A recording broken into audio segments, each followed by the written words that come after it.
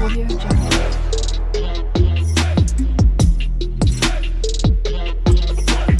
Audio Jungle.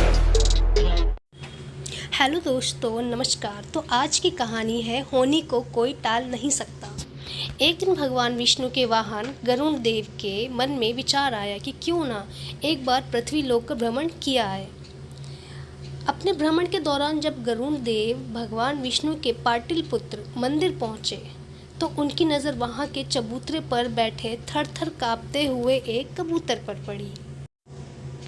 उसकी स्थिति देखकर उन्हें आश्चर्य हुआ कि प्रभु के मंदिर के प्रांगण में जहाँ किसी भी प्रकार का भय नहीं है और धूप में बैठे होने के बावजूद ये कबूतर काँप क्यों रहा है। उन्होंने उस कबूतर से काँपने का कारण पूछा तो उस कबूतर ने पहले तो उन्हें प्रणाम किया। उसके बाद कहा कि प्रभु, आपके आने के कुछ समय पूर्व यमराज यहाँ आए थे। जब उनकी नज़र मुझ पर पड़ी तो मुस्कुराते हुए उन्होंने कहा कि कल सुबह सूर्य के उदय होते ही इस अभागे प्राणी की मृत्यु हो जाएगी। कल मेरे जीवन का आखिरी दिन है। ये जानकर भला कोई कैसे खुद पर नियंत्रण रख सकता है, इसलिए मैं मृत्यु के भय से डर के मारे काँप रहा हूँ। मैं अभी मरना नहीं चाहता। कृपया कर मेरी प्राणों की रक्षा करें और मुझे इस मुसीबत से बचाएं। उस कबूतर की कातर विनती सुनकर उन्हें उसके ऊपर दया आ गई। साथ ही उनके मन में ये विचार भी आया कि क्यों न यमराज को चुनौती दी जाए। उन्होंने कबूतर को अपने विशाल पंजों में दबाया और मंदिर के प्रांगण से दूर एक सुरक्षित गुफा में पहुंचा दिया। मलय ग्रंथ पर्वत पर स्थित गुफा को सुरक्षित बनाकर गरुड़ देव वहां से उड़ चले। वहां से उन्होंने सीधा यमराज की नगरी यमलोक की ओर उड़ान भरी। कबूतर के प्राणों की रक्षा करने की अपनी सफलता के बारे में यमराज को बताने की उत्सुकता उनके मन में थी।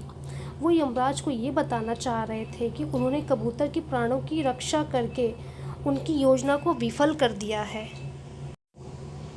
जब यमराज को पता चला कि गरुड़ देव स्वयं यमलोक पधारे हैं तो उन्होंने उनका उचित आदर सत्कार करके आसन पर बिठाया और यमलोक आने का उद्देश्य पूछा।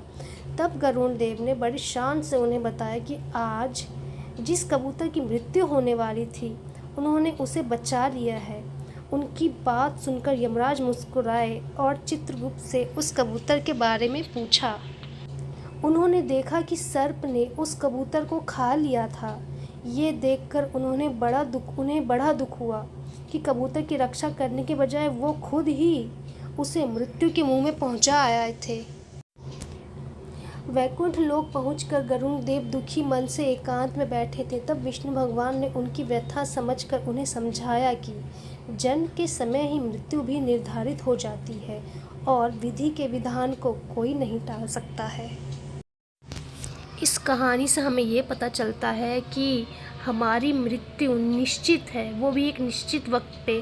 अगर हम कहीं भी छुप जाएं, कहीं भी अगर हमें पता चल जाए कि हमारी मृत्यु यहाँ होगी तो उससे पीछा छुड़ाने के लिए अगर हम कहीं भी चले जाएं, मृत्यु हमारी वहाँ पहुँच ही जाती है। जिस तरीके से यहाँ पे कबूतर के साथ हुआ वैसे ही आपके साथ भी होगा।